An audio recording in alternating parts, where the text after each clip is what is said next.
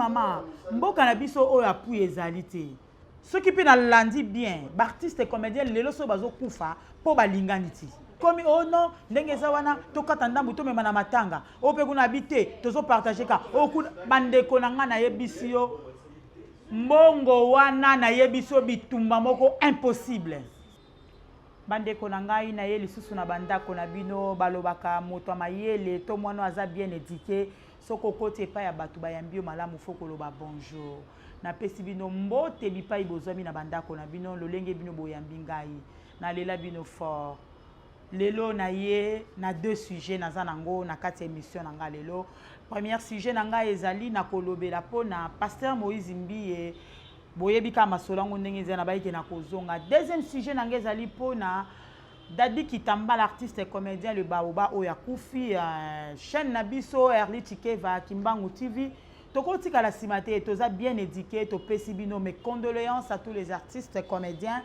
oyo tozolela na bino elongo bino pe tozolela na bino kaka ndenge na yebisaka bino totika la simate ezali chaîne moko oyo yaka pona ko édifier bino na bandako na bino yaka pona ko pesa bino ba vraie nouvelle biso tolobaka ba nouvelle kaka oyo ya les ont dit mais to komaka vraiment sur le terrain to zwinde na ko pesa bino lelo na ekolobela pona Moïse Mbiye bandeko na ngai procès wana j'espère na yebisaki bino ke na ko zonga na landa yango après na ya susu na plateau na pesa bino info na zongaki mais ba magistrat bazali na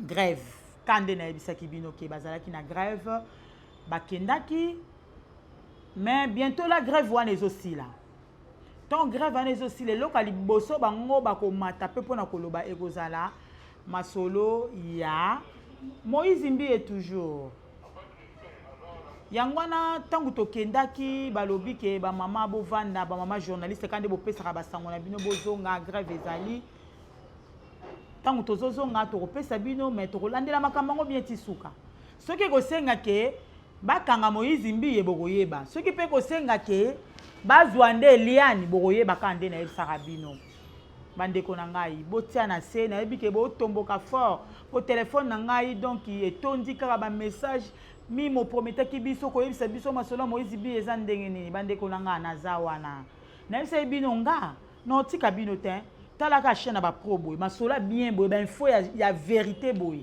oyo yebango okoyebango su wapi soko koti na kati ya chaîne ya Erli Tikeva Kimbangu ti bo s'abonner massivement bo zala de cité kande na yebisi bino toza toujours na kati ya procès wana bo landa te loka bo mona pasteur azote ya okomolo bo non c'est que Moïse Mbiye a gagné Eliane a quoi non na yebisi bino bo tia na se ozoyoka botia na se ba magistrat baza na grève na beti c'était lisusu ba magistrat ba na grève ngai molobeli na bino nakozonga lisusu kana chaîne oyo pona kopesa bino vraie information nini oyo ezolekela kuna sans plus tarder tokoti pona makambo ya Dadi Kitambala bandeko na ngai soki lelo na leki kopesa bino lisusu basango ngo po toujours bapel ezoya kaka mi molakisaki biso mukolo papa Dadi akufaki mais suite ya makambo tozoyoka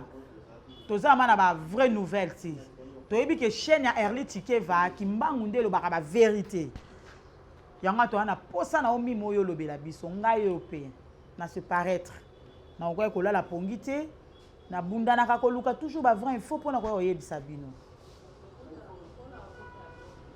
ba artiste comédien tout basanganaki na association na bango moko boye songolo mpakala na kombo ya chaîne ya association ngo ezali na ANTPC basanganaki basengi audience epai ya première dame Mama Denise Tshisekedi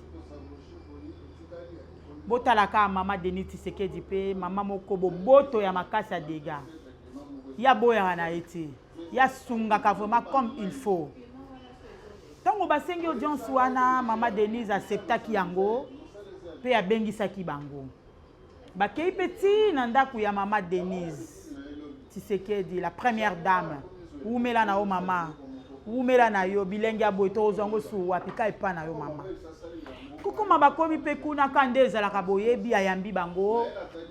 basololi bavandi kandenge babetaka ba masolo ango mama na bana na ye bazo partager moi ba idée banini bango pe balobi idée na bango o bango bayelaki mama première dame Denise Tshisekedi balobeli epe mama pa yoki bango na sima koyoka bango yebisi bango oui na yoki bino bana ngai na kosunga bino ba se plaindre trop balobi mama mboka na biso oyo apuyi ezali te na mboka na biso oyo ba congolais ba o préféré balanda ba film ya nigérien ke ba film na biso ya artiste comédien ya Congo ba congolais bazo préféré ba biloko libanda mboka bazo préféré otala ba novelas eza pasi pe mawa.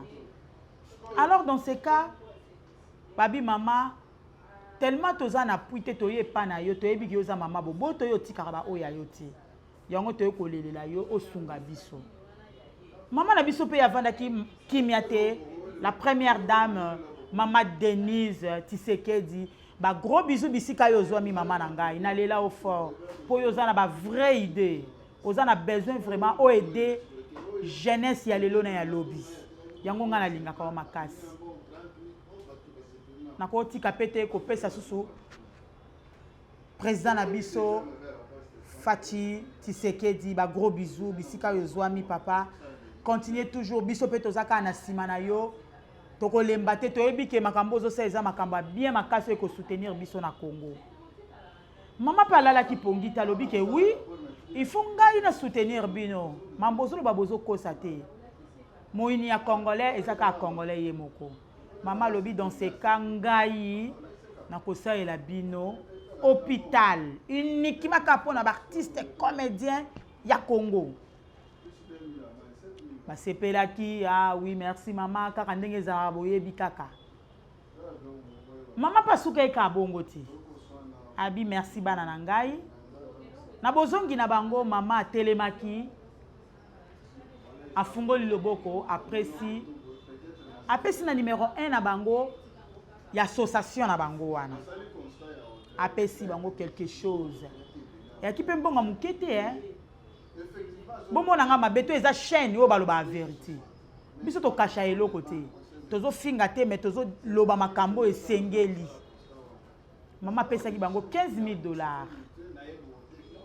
na maboko ya président Masumu tanga pesie basengi pe mama merci ka ndenge ezalaka batelemi avant batelema président Bodo a soulevé point moko babi mama merci na ndenge oyambi biso toyoki yo la première dame mama Denise Tshisekedi pe ayokaki bango a répondaki bango lobi ke na yoki bino nazo saela bino hôpital uniquement kaka pona artiste comédien congolais président Bodo pa zalaki ana azangaki maloba te ayebisi mama lobi mama problème otoza nango ya matanga ya Dadi Kitambala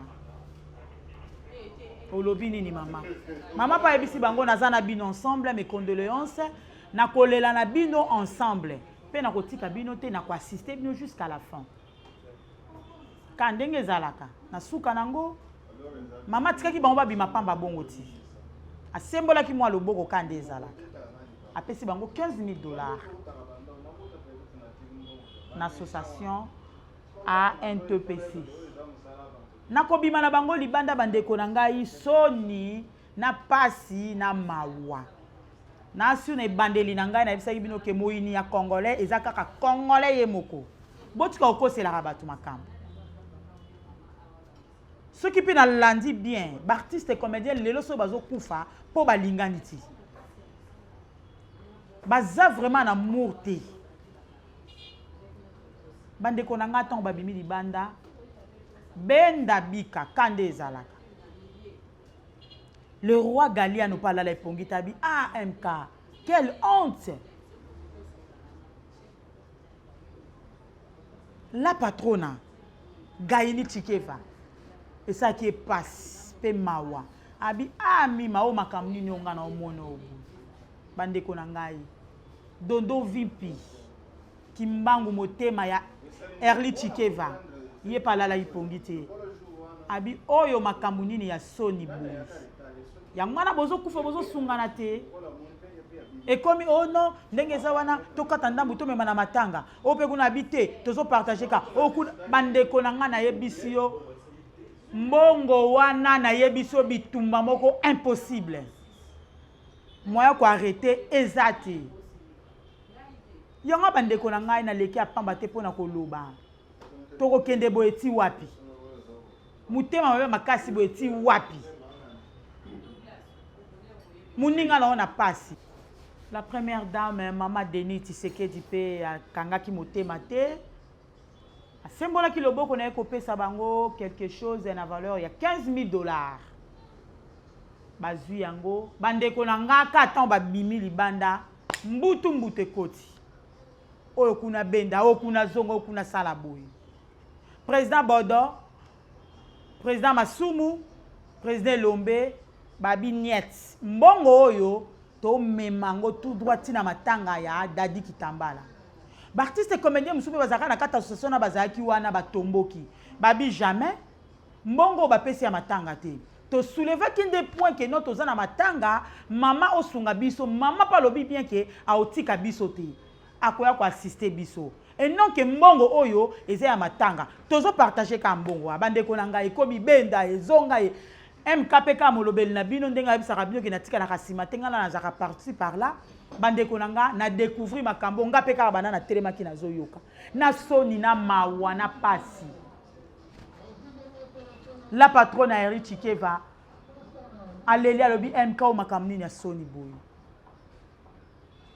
La patronne Gaini Chikeva pala la gipongita alobi MK tozo kende boeti wapi. Bandeko nanga eza pasi pe mawa. Bambongo ngotongo bino bozwaka. Est-ce que bokabola kango na artiste comédien nyoso pona ebike na kata association na bino na boza ebele. Na ndimi te ke boko ozala pas moins de 100 personnes, boza plus. Mais tant bozo zo bambongo wana, est-ce que bozo kende nango vraiment tout droit bokaboli na artiste comédien tout? Pourquoi moyinya congolais zaka congolais moko? Yango na bozo tia na ba poison. Yango na bozo bomana. Po lelo bimi ke Dadi Kitambala bateli poison. Siko bandeko na ngai ya boye ti wapi. Yango na essayer po bo découvrir ba masolo la vérité a boye. O découvrir ngo wapi so yo ye na Eri Chikeva kimbango ti. Po yo zo ba vérité a boye, faut ka o s'abonner bandeko na ngai. Tala kana lela bino mingi. Nga na yebisaka bino nde masolo ya solo vraiment. Donc nga na kotaka ma na profondeur. Ya na yebisi yo mata kita zonga papa. Donc na yebisi bino eloko ezanga ekake non bazala na ba minduki na maboko na bango baboma na kama makambo esila. Tala makamba Sonia boye. Mama Janine Tikeva mama bana ebele alobi na tango na biso ezaki boye te. Ata ba théâtre atango akala boye te. Pourquoi ça quand attend lelo jeunesse à lelo boy pourquoi ezo lakisa ki amour ezati bolingo ezati yona yaki na pesa bino yango na lobela bino vraiment masolo yango na kosuka peka boyete jour enterrement na okende petit na mort ti na place ba okotia ebembe na ozala toujours wana na kozonga peso na plateau ko lakisa bino. Mais tout ce que kaka wana te boyebi kaka ke Congo na biso bolingo ezebele ba mama bazebele mama Olive Lembe pe ye alala ki pongi te ye pa telema ki lisusu ayaki ti bipai papa Dadi Kitambala avandaka na famille na ye a souhaité bango ba mes condoléances abiki na kolela na bino ensemble mais ayaki pe maboko pamba te boyebi ka ndenge ezalaka. Amemaki biloko tokolakisa pe bino kana bilili ndenge ezalaka. Amemaki biloko avandi pe na mama la veuve aleli na ensemble. Botala ndenge ba soutien zo uta par-ci par-là. Mais bango moko artiste comédien ya Congo, artiste comédien congolais bazana amour te. Bambongo wana vraiment bozwa kango. Botia kango wapi? Bolesa yango bana na bino bien soki bokenda kanango wapi? Pour na kotala bien peso bozu ka problème. Boya ka toujours na télévision, maman intel isunga biso, papa intel isunga biso. Bozu mote quelque part peso kitsabino. To boite pas ezali, mais na ba niveau wanati. Na ba niveau wanati. Beaucoup miko fingisa artiste comédien na ndenge moko buzoba. Pe na kata association wana boze belé. Est-ce que bambongo wana bokenda ko partager on a batu tout baza na kata association wana? Non, je ne crois même pas. Et la kisi ke non mbongo wana ekota aka na ba poche na bino. Et la kisi ke mbongo wana bokenda na ba ambiance na bino. Et ça passe.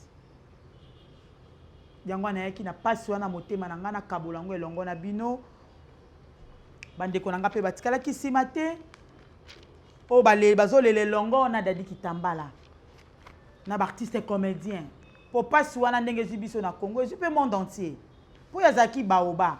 Ceux qui a leki a beti mo eloko moko boye. Ato zaki na passe mo na motema il faut seka. Eloko wana pe bungi yo.